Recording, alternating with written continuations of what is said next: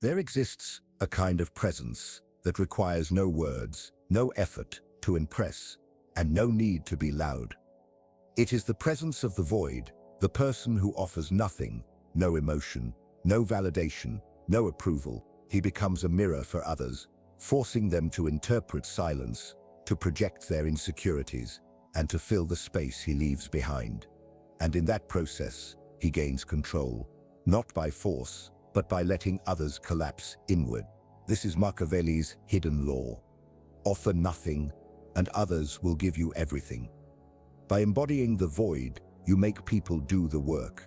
You become unreadable, unreachable. And in a world where everyone fights to be noticed, your silence becomes an obsession. Your absence turns into presence. Your lack of need becomes the very thing that draws people in. Here is the truth. People are not pulled toward what they can easily understand, but toward what they cannot decode. When you withhold attention, emotion, opinion, even identity, you create a vacuum. And human beings are wired to fill vacuums. They dislike uncertainty but are addicted to it. So when you give nothing, they lean forward, they ask more, they chase more, they invest more, just to figure you out. That is where true power begins. Not when you speak for yourself, but when others speak on your behalf. Once you talk, they can judge you. But when you remain silent, they are left to guess. And in their guessing, they often reveal far more than you ever would. That is the brilliance of Machiavelli's law of the void. You don't win by fighting, you win by refusing the fight altogether. Most people overshare. They explain too much. They expose themselves endlessly. They think being known equals being respected. But the more you reveal, the easier you are to categorize. The more you express, the easier you are to limit. And the more you give, the less you are valued. What is constant and predictable becomes background noise. But when you become nothing, you become everything. You become the question no one can answer, the silence in a loud room that makes others lower their voice. This is not passivity. It is a strategy, a weaponized emptiness. You do not withdraw because of insecurity. You withdraw because you understand that silence elevates and mystery builds obsession. Remaining unknown is the highest form of leverage. History proves this. The most powerful figures were rarely the loudest. Marcus Aurelius watched his empire fall without complaint. Genghis Khan signed false treaties before total destruction.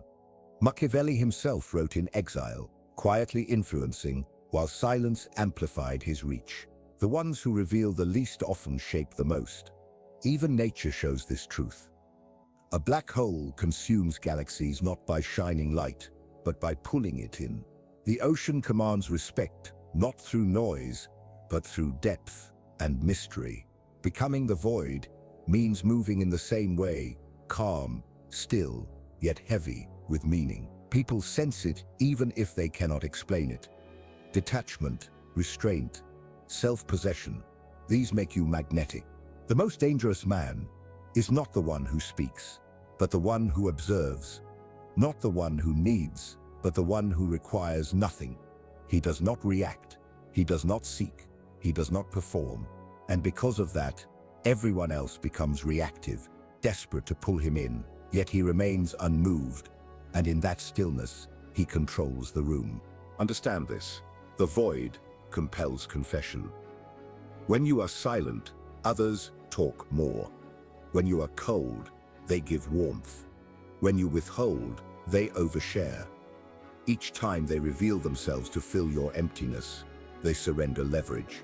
You don't take it, they give it away.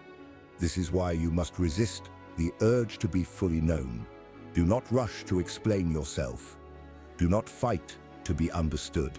Keep your edges blurred, let them wander, let them chase. The more they chase, the more they invest. And the more they invest, the more they yield. The modern world punishes mystery. It demands you be loud, transparent, and emotionally exposed. But this is only because it fears silence. It fears the man who does not need to be understood because he cannot be controlled. He cannot be framed He cannot be tamed. The one who becomes the void not only avoids judgment, he becomes the judge. While others fight for attention, he waits. And in his waiting, the entire room anticipates his move. Training yourself in this discipline will feel unnatural. You will want to speak, to defend, to declare. Resist it. You are not here to be understood. You are here to be felt. The less you give, the more they feel. Every unanswered question becomes a hook. Every delayed reply becomes an investment. Every choice of silence over reaction adds to your gravity. Eventually, you are no longer seen as just a person. You are felt as a force. And here is the deeper truth. The void is not emptiness. It is discipline.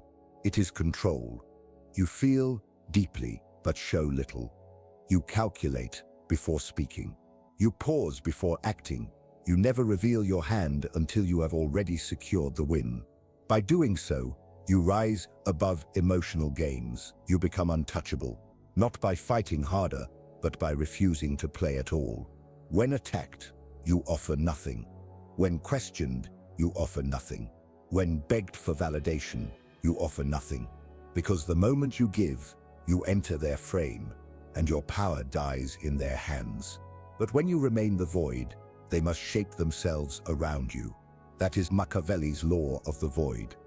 It is not just a tactic, it is a way of being. The one who gives nothing is the one to whom everything is given. Once you internalize that withholding creates abundance, you begin to see the asymmetry of power. Influence does not come from adding more, but from holding back. The less you give, the more weight your gestures carry. A glance, a single word, a small movement, suddenly they mean everything, because you have made them rare. In a world overflowing with noise, rarity is divine. Most dilute themselves without realizing it. They speak too much, react too quickly, reveal too soon. They explain, justify, and confess, believing it leads to connection. But each disclosure is a transaction, and most of those transactions are losses. The more you give, the more others measure you. The more they measure you, the more they control you, and the more they control you, the less you matter. That is the hidden cost of openness. Predictability. But the void cannot be measured because it does not reveal. It absorbs, it watches, it waits. And in that waiting, it grows heavier, filling space without effort. What unsettles people is not that you do too much, but that you do nothing, and still they feel your weight. Picture a negotiation. Two sit across the table. One rushes to explain, persuade, fill the silence. The other remains calm, wordless, neutral. Who holds the power? The one who waits. His silence creates discomfort, and in that discomfort, the other gives too much, more details, more concessions, more truth. That is the void at work. The Machiavellian man trains himself in this art. His face stays unreadable. His voice remains measured. His energy is restrained. Not because he suppresses himself, but because he knows expression is power, and power must be used sparingly. To reveal everything is to surrender the throne. To reveal nothing is to make others bring their offerings to you. This is not about being emotionally dead. It is about being strategically empty, aware yet reserved, feeling everything, showing little. That is what makes you formidable. People sense you are not numb, but they cannot read you. They see the fire in your eyes, but not what fuels it. And it is this mystery, not your revelations, that draws them closer. Now apply this to relationships. Most people give away too much too quickly. They share their thoughts, past, and emotions, believing it builds closeness. But what it really builds is familiarity. And familiarity destroys mystery. The person who reveals everything becomes loved for convenience, not for influence. When you give nothing, no emotional validation, no explanations, no attempts to be understood, you become intriguing. Others lean in, trying to figure you out. They assign depth to your silence. They imagine complexity in your restraint, and in that imagination, they build your legend. Here is the reality. People rarely fall in love with you. They fall in love with what they imagine you to be. The less you give, the more space they have to project their desires and fantasies. If you want to be remembered, stop explaining. Let them wonder, let them obsess, let them try to make sense of your absence. That is how you stay in their minds long after you leave. Even opponents are weakened by this law. A man who insults you expects a reaction. He wants to know if he struck a nerve. If you respond, angry or defensive, you confirm his relevance. But if you remain still and unbothered, you deny him everything. He cannot read your silence, cannot feed off your energy. And eventually, he doubts himself. Did I miss? Did he not care? Did I even matter? That doubt eats away at him. You did not defeat him with force. You defeated him with emptiness. Machiavelli understood this on a political scale. He advised rulers to be feared more than loved, but more importantly, to remain mysterious. The ruler who shows all his cards invites betrayal, but the one who moves unpredictably, speaks sparingly, and reveals only what is needed, he becomes a legend. People whisper about him, speculate about his motives, invent stories, and in doing so, they build a myth greater than the man himself. That is the strength of the void. People fill it with their own meaning. This law becomes even more powerful when combined with presence. If you are nothing and appear as nothing, you are forgotten. But if you are nothing and appear as power, calm, confident, dangerous, you become unforgettable. That contrast creates impact. Cold eyes on a calm face, silence that carries weight. The quiet confidence of a man who walks through noise without reacting. You don't need to convince people of your worth. You only need to carry yourself as someone who never explains. Once they sense that, they will either rise to your level or fail trying. Take this further. In every setting, your first weapon is silence. Not as a trick, but as a test. Speak less in meetings. Respond slower in conversations. Offer no emotion when confronted. Then watch. Most people stumble trying to fill the silence. They overcommit, over-explain, and overexpose themselves while you do nothing. Because when you are the void, the world reacts to you. And that is the ultimate advantage. You set the pace, control the rhythm, and create discomfort simply by being. This is the opposite of desperation. Most people need to be seen. You do not. Most people need to be liked. You do not. Most people need to be understood. You gain power precisely because you don't. By refusing to play in their emotional economy, you become wealthy in influence. They give more, they chase more, they open up more. And all you gave them was nothing. Not because you withheld, but because you are the void. And the void needs nothing. It only pulls, like gravity. This is Machiavelli's law, rarely practiced, because it demands inner stillness. It demands composure. It demands strength to avoid performing. But once you master it, you will never chase again, because when you become the void, others bring you everything, just to escape the silence you refuse to break. Once you grasp that silence is not absence, but dominance, you stop treating expression as power. You start treating restraint as control. You see that the less you give, the more you are pursued. Not out of kindness, but because people are addicted to the unknown. Curiosity is the most powerful force in human psychology. When you master the art of offering nothing, you become the source of that addiction, not through lies or manipulation, but through your refusal to fill in the blanks. This is not about playing games. It is about removing yourself from the game completely. You are not unpredictable because you try to be. You are unpredictable because you give nothing to predict. No rhythm, no emotional trail, no pattern. You become a blank page. And that drives people restless. Most are so used to reading others like open books that when they meet someone without pages, they spiral and the deeper they spiral, the more invested they become. That is the paradox of the void. The less you give, the more others give. They fill the silence with their effort.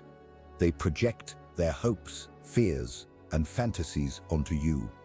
They build a version of you larger than reality. And all the while, you say nothing. You remain calm, still, and unknown. Now consider everyday power dynamics. Walk into a room where everyone is trying to prove something: status, intelligence, charm, authority. They posture and perform. Now imagine a man who enters, sits quietly, and says almost nothing. He listens. His eyes don't dart nervously. He doesn't laugh to fit in. He doesn't interrupt. He doesn't chase attention. And yet he becomes the focus. Not because of what he does, but because of what he refuses to do. Everyone else is desperate to be seen. He is fine being invisible, and that terrifies them. Because if he doesn't want to be seen, maybe he is already above them. That is the effect of the void. It is not passive. It is threatening, because it signals control. Control of self, control of impulse, control of narrative, and the man who controls himself will eventually control others. Machiavelli would say, if you reveal anything, reveal just enough to create uncertainty. Say something cryptic and walk away. Smile without context. Withhold praise. Delay your answers. Keep them guessing, not for cruelty, but because guessing itself is submission. When they are guessing, they are no longer focused on themselves. They are locked inside your frame. The void does not demand loyalty. It creates it. The void does not seek validation. It reverses it. The void does not move forward to be welcomed. It waits to be invited, while others wonder if they even deserve its presence. This is psychological warfare. Subtle, calculated, devastating. Now view relationships through this lens. Romantic, social, professional. Most believe connection requires expression, and eventually it does. But high-value people do not reveal themselves quickly. They delay intimacy, filter carefully, and test with silence. Those who are genuine will remain curious. Those who are not will grow resentful. In this way, the void becomes not only a method of influence, but also a filter. Once you use it this way, you no longer waste your time. You no longer chase. You no longer entertain those who only value you when you perform. You wait, and the world sorts itself. Those who cannot handle your silence would never have handled your truth. Those who lose patience with your distance would never have been steady with your closeness. Those who leave when you give nothing would have drained you had you given everything. This is how the void protects you, not by keeping people away, but by allowing the wrong ones to walk out on their own. At this point, you reach a new level: emotional minimalism. You live with fewer explanations, fewer apologies, fewer words. But when you do speak, every word carries weight, because silence has made your words rare, and rarity makes them sacred. Let's be clear, this way of living is not natural. It must be built. You will need to kill the part of yourself that wants to prove, explain, and impress. You will need to silence the part of you that feels empty in quiet. You will need to bury the urge to be liked, and what rises from that discipline is a version of you that no longer moves for attention, yet attracts it anyway. There's a difference between playing a role and becoming a presence. This is the Machiavellian void, not emptiness, but dominance through absence. Not silence as passivity, but silence as tension. You are the unsaid sentence, the unfought fight, the unseen threat. It drives people mad because they cannot own what they cannot define. You stop offering anything, no opinion, no emotion, no access. Because of that, others give you everything just to see what you might offer next. And you don't. You wait. When you finally give, they clamor for scraps. This isn't manipulation, it's architecture. You build demand with discipline. You shape attention through absence. You control perception through restraint. At the highest level of power, movement comes less from what you say than from what you withhold. Over time, the void ceases to be a tactic and becomes your identity. You're not pretending to be restrained, you live restraint. It becomes effortless. That makes it lethal, because then people can't tell if you're holding back or simply who you are. That uncertainty, that aura of unknowability draws people in like gravity. They don't know what you want, what you feel, or what you think, yet they feel you. They feel your absence when you're gone, your presence when you sit eternity. They feel your power when you are still, and it becomes addictive. This is how kings are made. When the world can't read you, it tries to serve you, guessing motives, pleasing your silence, competing for your attention. Not because you asked, but because you refused to ask. The void becomes a throne. People kneel before it, afraid of what you'll say or what might happen if you never speak. Practical application. Everywhere you go, you carry energy. Most use that energy to fill space. Jokes, small talk, smoothing tension. They hate silence and fear being forgotten. So they perform. You let the silence speak.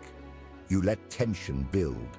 You let others fall into discomfort, trying to interpret you, because silence is not a hole to fill. It's a sharpened weapon. Each moment you don't speak makes them talk more. Each glance you withhold becomes craved. Each ignored question is asked louder, more desperate. In that desperation, you are fed. Becoming less available makes you more powerful. This applies to attention, emotion, validation, vulnerability, access. The less of you they can have, the more of themselves they will give to get it. Machiavelli said a prince should never reveal all his thoughts. Honesty that exposes you makes you predictable, and predictable equals controllable. The void cannot be predicted or controlled. The void is not a person you read. It is a person you feel. When you become that person, interactions change. People stop speaking casually to you. They pause before texting. They rehearse before calling. They wonder, did I do something wrong, even though you said nothing? The emotional economy flips. You stop buying attention. You become the currency. They don't get your time. They earn it. They don't get your thoughts. They wait. They don't get your energy. They pay with respect, effort, obsession. If they don't, you remain still, silent, unshaken. You don't punish by reaction. You punish by refusing to react. You don't chase to prove worth. You leave the door open and let absence speak. That echoing absence reveals the truth. They were never in control. You were, because you wanted nothing, and they needed everything. That is the final form of power. The man who offers nothing is never obligated, never owned, never guilted. He is anchored within himself. So when they beg for access, grant it slowly, if at all. When they seek validation, withhold it. Not from cruelty, but because it is scarce. When they finally receive something from you, a glance, a word, a moment, it feels like gold precisely because it's rare. You become asymmetrical value. You give almost nothing and receive everything because you understand what most never will. In a world of performers and noisemakers, the void becomes the stage, and the world performs. At the highest level, the void becomes identity forged by pressure. You didn't choose it because it looked impressive. You became it because the world pushed you to the edge, and instead of falling, you vanished. You erased the part that needed understanding, cut off the part that begged for validation, suffocated the part that demanded to be seen. What remained is stillness, not hollow, but full of control, vision, and self-containment. It is power without noise, command without movement, presence without explanation. Most fear being ignored. The Machiavellian man builds an empire on that fear. Offer nothing, no approval, no neediness, no feedable energy, and the world will orbit you. That's the secret. Every manipulator, ruler, and icon understood. The less you give, the more they need. Eventually, they offer you everything, just for a sliver of your attention or a moment of your insight. It's psychological gravity. You are the black hole. They throw their affection, curiosity, and vulnerability into you, and you remain still, because you're not there to take what they offer. You are there to make them want to offer it. That's the law of the void. You don't chase, yet you are chased. You don't demand, yet you are obeyed. You don't beg, because you already own what everyone else is selling. Internal stability. The world starves for it. Your silence becomes sacred. Your presence becomes heavy. Your absence becomes signal. You can leave a room and your name will linger. You can offer nothing and receive everything. Look at modern life. Everyone screams to be seen, posting, performing, arguing for digital attention, slaves to reaction. They hand over their power. You are not one of them. You're not moved by likes or validation. You are the watcher, the waiter, the one who says little and owns the room with a glance, because people feel it. They feel your refusal to need them.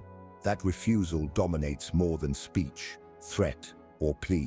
This is how rulers rule, with silence, composure, and boundaries that act as filters, not walls. Only those who handle silence earn the sound. Only those who don't flinch at being ignored earn a response. Only those who give value without needing reaction are let in. That's how the void scales from psychological power to social empire. Silence becomes branding, reputation, currency. People study your sparse words like scripture and watch your rare moves like prophecy. This is discipline as destiny. Here's the truth. Nobody tells you. Give too much, too often, and you become disposable. Become scarce, not by hiding, but by being emotionally self-sufficient. And you become essential. People want what feels earned. When you are the void, everything you offer feels earned. Even your silence. They know you're watching, aware, but you don't move until you choose to. When you move, you get full attention, full obedience, full leverage, because they know you could have ignored them. They know you do not need them. That is why they give you themselves.